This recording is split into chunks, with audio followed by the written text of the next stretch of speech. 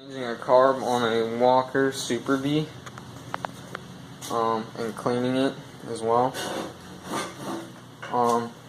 You want to start off by locating the carburetor, and it's going to be in a plate like this with that over top of it.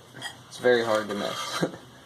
You just want to slowly start taking pieces off until you get down to it, and then there will be only two bolts holding it on and a wire.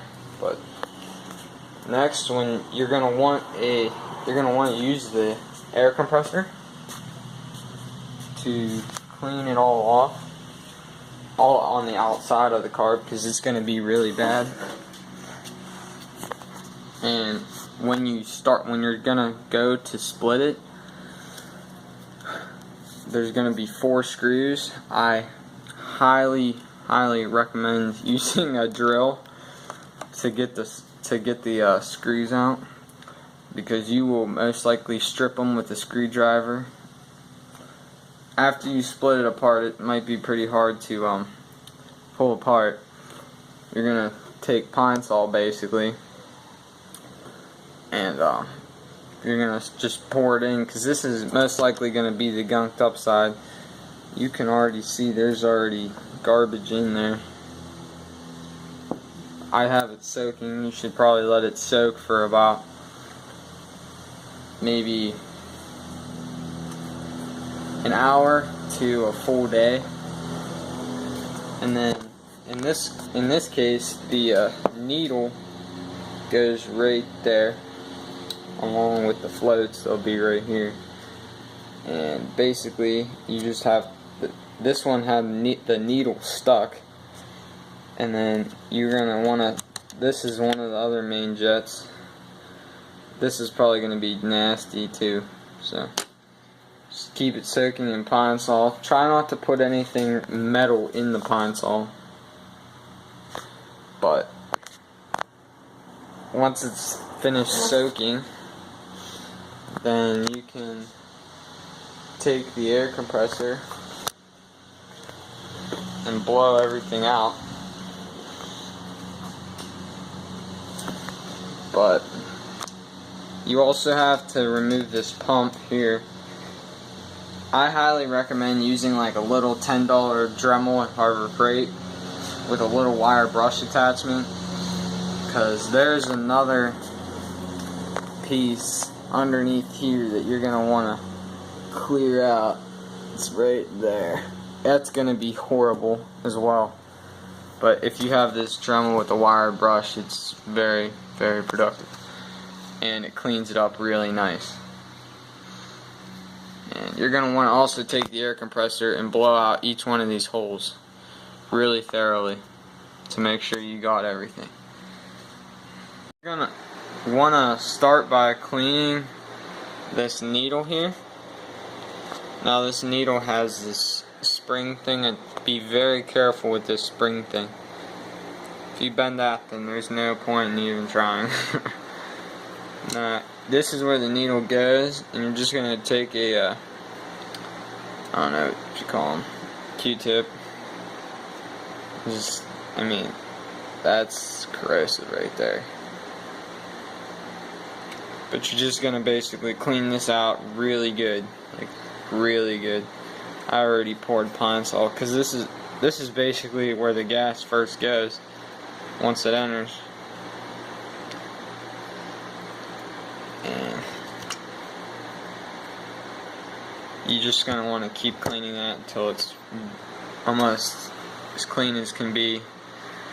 Now, if you have no idea what you're doing as far as cleaning all these jets and things, just literally blow air in every single hole on the outside and on the inside. Any little opening, or just blow air into it. This is the Dremel here. Just a little wired brush attachment. Helps clean up like rusty nuts, like this bolt here, screw. This was holding down the floats right there. And I'll clean it up real quick with the Dremel, but this Dremel was like $10. So worth it. so worth it. But anyways, alright, I'll get to it. Okay, now, so this is what the top should look like when you're fully done and reassembled. This screw, as you can see, there is nothing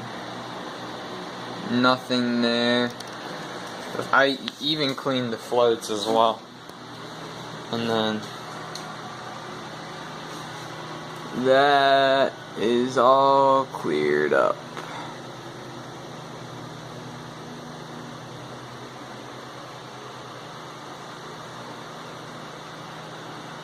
See, this is the little pump motor thing.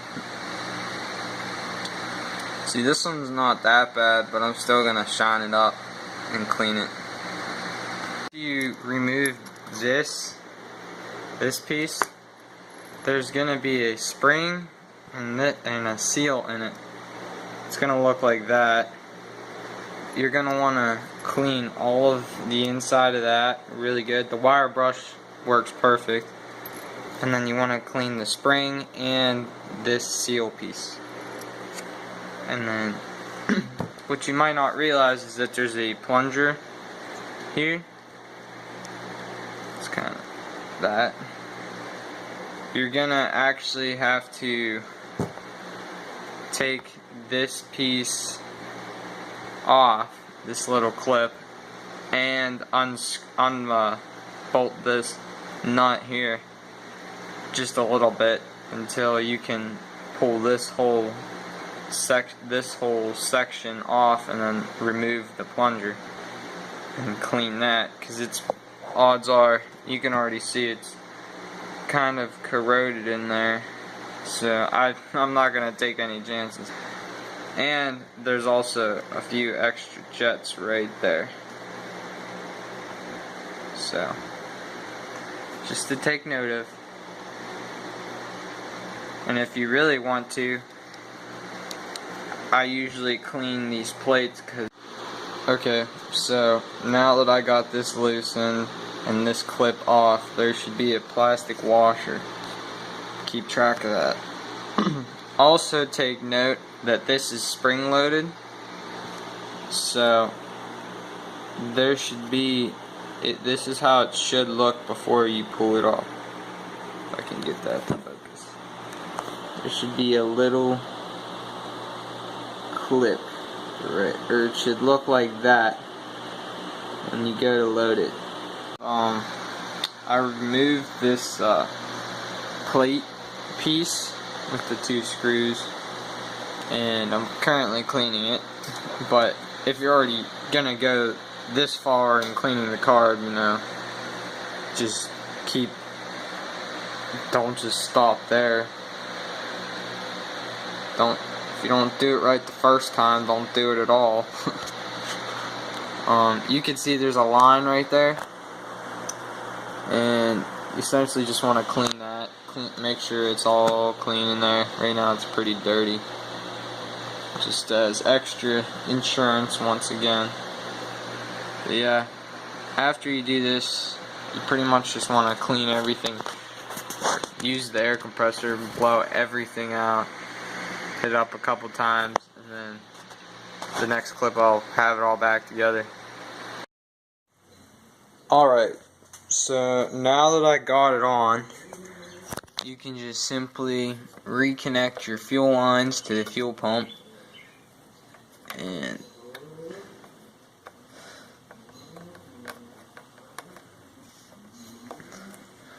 reconnect to the fuel pump. There's those two bolts, 1 and then 2 is over there. Now this is what it should look like when it's fully mounted. This black piece snaps off here, so don't be careful, because you'll just break it if you don't know what you're doing. That piece right there. And then this should go in the 3rd hole on the lower one, and then the 1st one on this one. But okay, well, I'm gonna put this piece back on. There's three bolts that put this on. And Alright, so I actually ended up adding an air filter. So I'm ready to give this thing a go.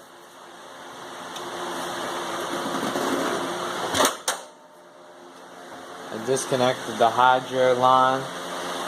The battery's hooked up. It's going to smoke because it will smoke a little bit when it first starts up, because I put this fogging oil in it.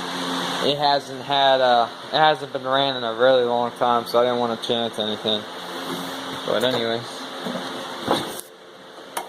choke on. Alright. Let's see if she'll start.